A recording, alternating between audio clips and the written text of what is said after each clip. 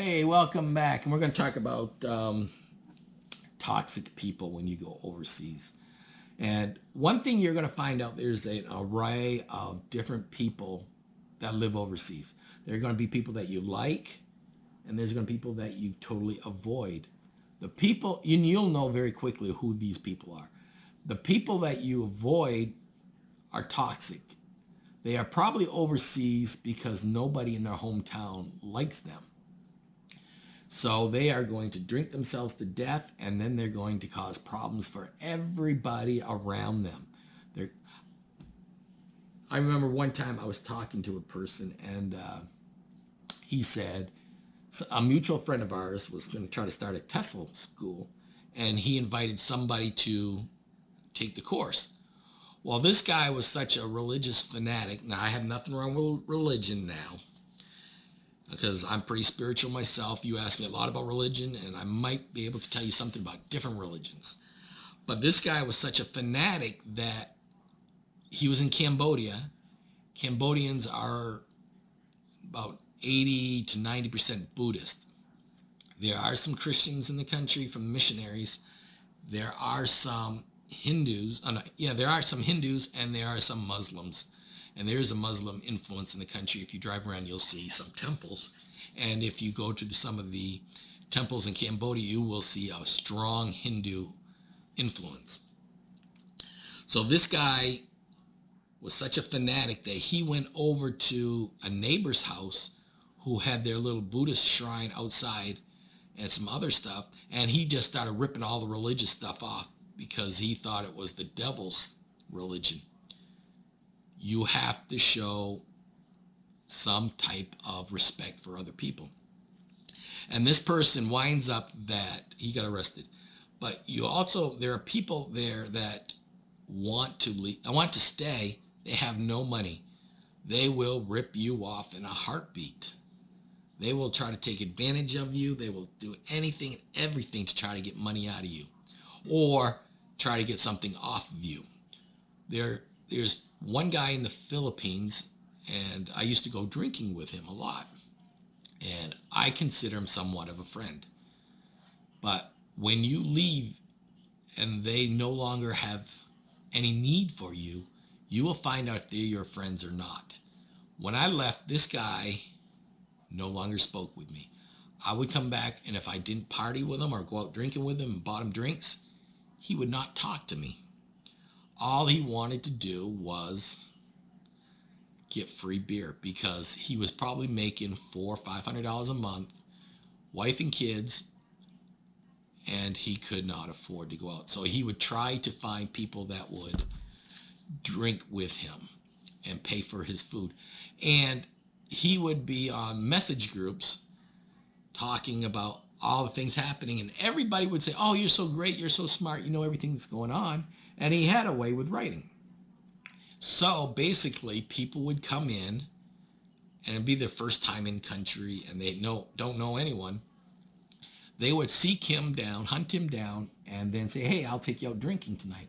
And the guy basically never paid for a drink. And to make it even worse, I don't even think he ever bought me a drink. I mean, I seriously, I don't even remember him paying for a drink for me. He always would try to weasel other people to buy drinks. So he would start these bar hops, and then he would get everybody to buy drinks. So he would drink probably 6-pack to a case a night and never have to pay one dime.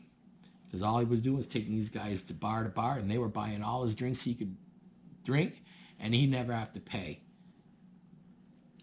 And then there are business people in the Philippines, and I'm not so sure about Thailand, but I know there are squabbles in Thailand. There are some people in the Philippines, they are trying to make ends meet, and they have very little money. And I know it happens in Thailand, but I haven't really heard in message groups, or I stay away from the gossip and everything. But winds up that a lot of people will try to destroy other people's businesses in order to keep their businesses going. And I was starting a website up. Okay, now I had a brilliant idea. Brilliant. And if you look at the way things are today, I probably would have been very wealthy.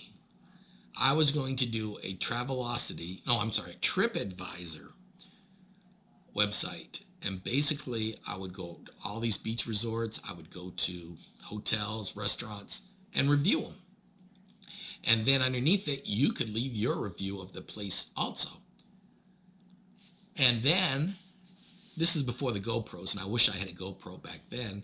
I was going to take a few really nice looking women with me as employees, and they would be like the host. So I would take pictures of the meeting at the restaurants and everything. But if I had a GoPro camera back then, or cameras were good back then, you had to videotape on a tape itself, then somehow put it to a CD, which wasn't really in that about the time. You couldn't transfer it over to a CD. It was just getting that to that point. But a 1 minute clip was probably like 8 megabytes. Back then, that was a lot. I'm putting videos up now that are 1 gigabyte. And so I was going to do a website on that. And then several people, including the one guy I told you about with the free beer, they caught wind of it. They started to do almost the same thing I was doing. And then they started putting the message out, I was copying them. I stole their idea when in fact they stole my idea. And it got so bad in the Philippines that some of the businessmen, I think they're American, maybe British, but they were in with the local cable company. I mean, they were paying the owner of the cable company off, the internet cable company. And there were several people that started to do chat rooms. And because 1 or 2 of these guys were in with the internet guys, they told him to go shut their internet off so they could not make any money. So they tried to destroy that business. Then there were other people that were trying to rent businesses out, and they would just turn around and say, this business is for sale, or you can rent it. And then they rent it, and then they say, oh, by the way, you need to pay water, you need to pay electricity, which is fine. But what they didn't say was, you're paying me, and so the electric bill might be $100 a month, but then they're saying, oh, it was $300 a month for electricity. Oh, it was $800 for rent, when the rent is actually only like $50. And then they were saying, oh, now you got to pay utilities. That's another $200.